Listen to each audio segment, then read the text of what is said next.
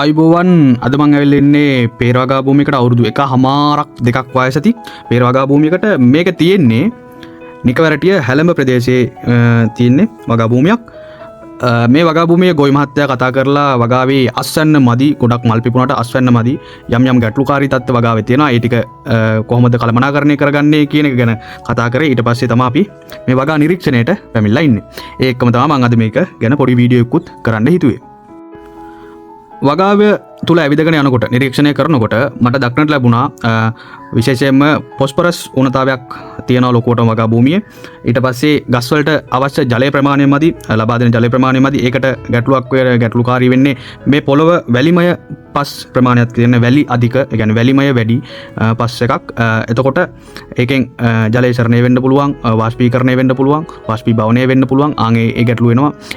ඒකම මේක තියෙන්නේ වීලි කලාපයේ වගා භූමියක්. ඒකම උත්සේදනය වෙන්න හැකියාව වැඩි අනිත් වගාවලට වඩා. ඒ නිසා මේකට යොදන ජල ප්‍රමාණය ගැන අපි වැඩි දුර හිතලා වැඩිපුර වතුර ටිකක් දාගන්න ඕනේ. වතුර ගහට අවශ්‍ය විදියට ලබා දෙන්න ඕනේ. ඊට පස්සේ මේකේ කතා කරගෙන යනකොට වල්පැල පාලනයට දිගින් දිගටම වල් තෙල් පාවිච්චි කරලා තිනවා. ඒකත් වක්‍රාකාර ගැටලුවක් විදියට දක්නට ලැබෙනවා අපල් පෙර ලේයර් පැල වගාවකදී. ඊට පස්සේ ඒ ගැන කතා කරලා දිගින් දිගට කතා කරලා වල්පැල පාලනය කරන්නේ කොහොමද, හොඳ කොහොමද, වසුන් යොදාගන්නේ කොහොමද කියන එකත් කියලා දුන්නා. ඊට පස්සේ මේ වගාවේ නිරීක්ෂණය කරගෙන යනකොට මට 100ට වගාවෙන් 120ක 30ක විතර ප්‍රමාණයක ගඩු මැස්සාගේ හානිය වගේම පිටි මකුණාගේ හානිය දක්න ලැබුණා. ඒ ක්‍රමයෙන් මේ වගාවේ ව්‍යාප්ත වෙලා තියෙන්නේ. වගාව ඉතා ළඟ හින්දා අඩි 8න් 8 තමයි මේ පරතරය තියෙන්නේ.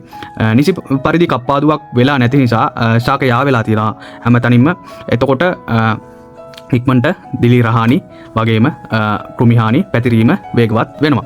ඒ ගැන කතා කරලා කියන්නේ මේකේ මුදුකුණු වීම සහ ඇන්ත්‍රැක්නෝස් කියන දිලීර රෝග දෙකම දක්නට ලැබුණා.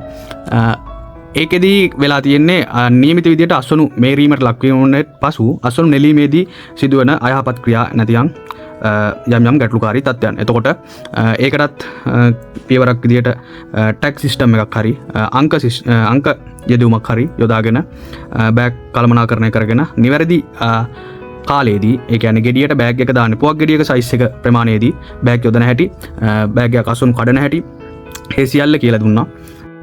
මේ ගැටලුකාරී තත්ත්වයන් වලට එකින් එක උපදෙස් ලබා දීමත්, ඉන්පස්සේ කප්පාදුවේදී සිදු වෙලා තියෙන දෝෂ නිවැරදි කිරීමක් ලෙස නිවැරදි කප්පාදුවක් ගහකට අවශ්‍ය ලෙස කරන්නේ කොහොමද කියන එක ගැන කප්පාදු කරමින් එක් ගස්වල කප්පාදු ආකාර කරන්නේ කොහොමද යන ප්‍රධාන මූලික අංග ටික, කප්පාදුවකදී වැදගත් වෙන මූලික අංග ටික ගහේ හැම කොලයකටම අවුව වැටෙන ආකාරයට, මල් හැදෙන්නේ නැති දීර්ඝකිලි අයින් කරන හැටි, ඊට පස්සේ වැඩිමනක් ගෙඩි අයින් කරලා ගෙඩි පාලනය කරගන්න හැටි, හොඳ ගුණාත්මක යුතු හොඳ උසස් අස්වැන්නක් ගන්න. ඒ වගේම මේකේ මේ යටම අතුවල ගෙඩි ගැනීමෙන් අර ඉක්මනට පොළොවට පතිත වෙන ප්‍රමාණයෙන් කුණු වගේ දේවල් සිද්ධ වෙන්න පුළුවන්.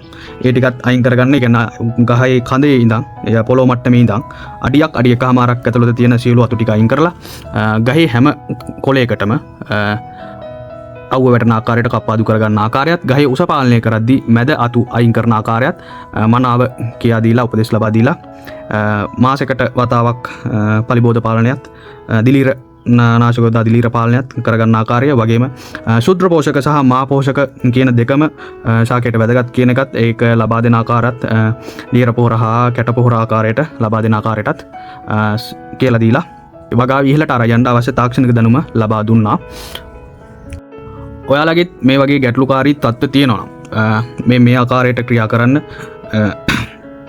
තාක්ෂණය යොදා ගන්න හැම වෙලාවෙම හොඳින් වගාව අධ්‍යයනය කරන්න, වගාව ගැන ඉගෙන ගන්න, ඊට පස්සේ වගා කරන්න තාක්ෂණය යොදා ගන්න. ඒකෙන් හොඳ ගුණාත්මක යුතු ඉහළ අස්වැන්නකට යන්න පුළුවන් වෙනවා.